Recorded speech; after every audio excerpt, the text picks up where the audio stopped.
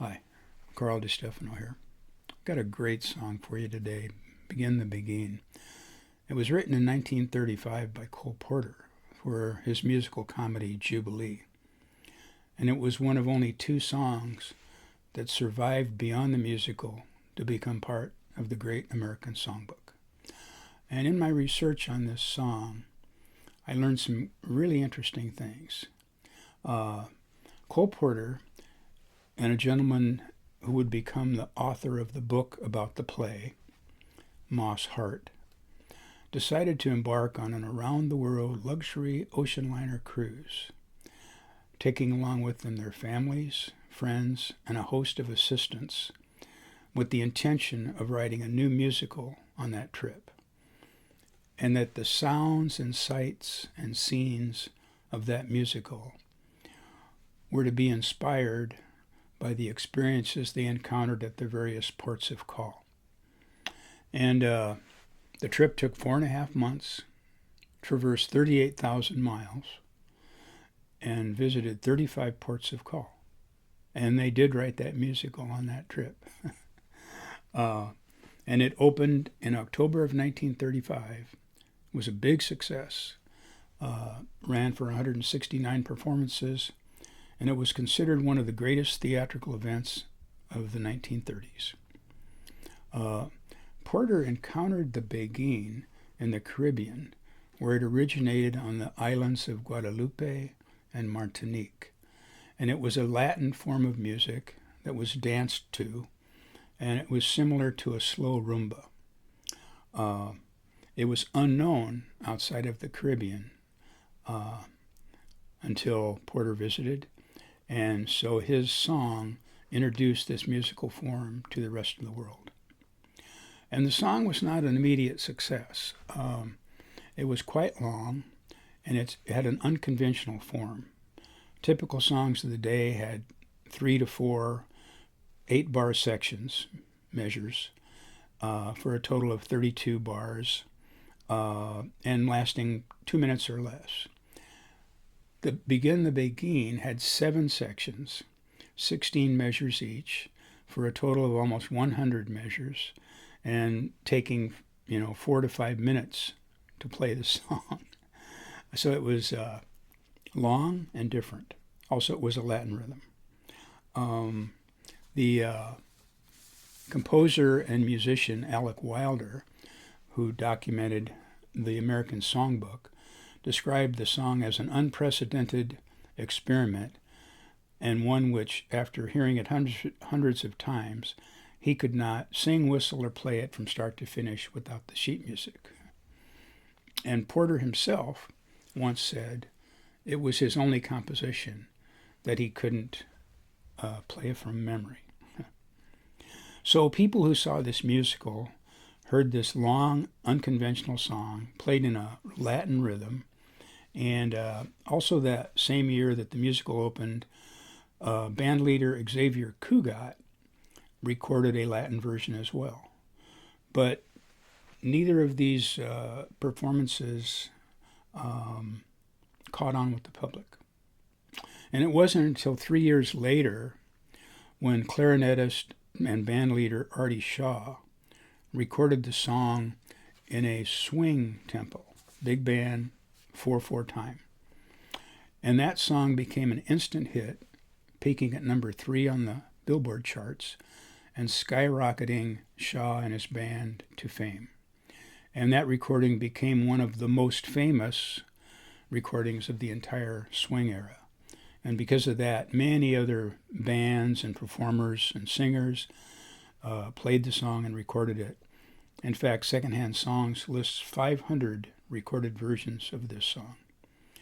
And most of the recordings I heard copied that same swing style. Like, for example, both Ella Fitzgerald and Frank Sinatra both sang it in 4/4 time, with the big band swing arrangement behind them. But I must say that I prefer the Latin version, and that's how I'll present it.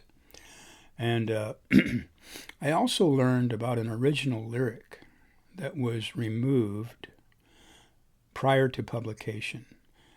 and I'll sing that original lyric and explain why after I play the song. And finally, I must apologize for my limited vocal range.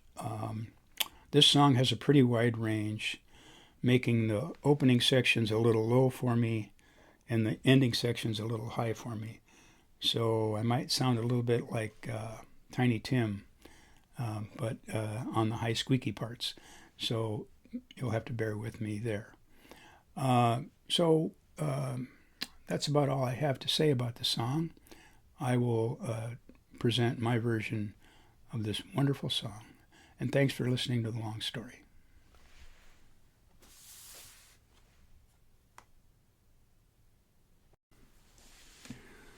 Okay, here we go with Begin the Beguine.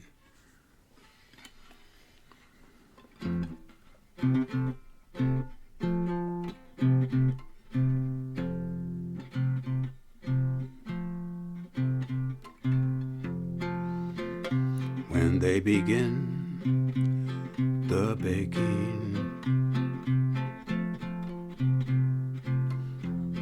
it brings back the sound of music so tender. It brings back a night of tropical splendor. It brings back a memory evergreen. I'm with you once more under the stars, and down by the shore an orchestra's playing, and even the palms, they seem to be swaying when they begin the Beguine. To live it again is past all endeavor, except when that tune clutches my heart. And there we are, swearing to love forever, promising never, never to part. What moments divine, what rapture serene, till clouds came along to disperse the joys we had tasted. And now when I hear people curse the chance that they wasted, I know all too well what they mean. So don't let them begin the Beguine. Let the love that was once a fire remain an ember.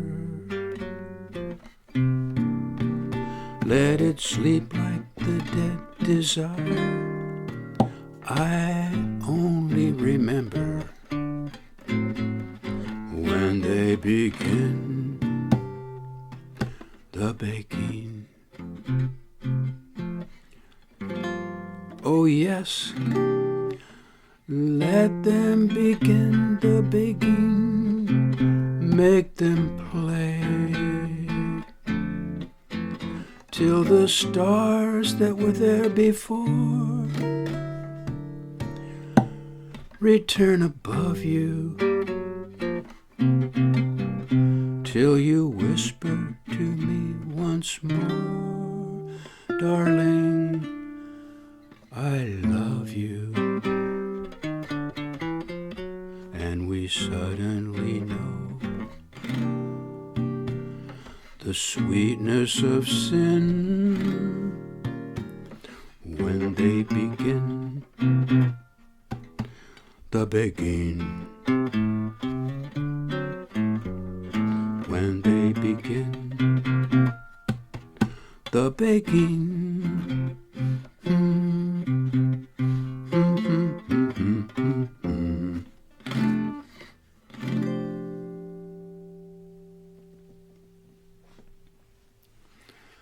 Well, there you have it.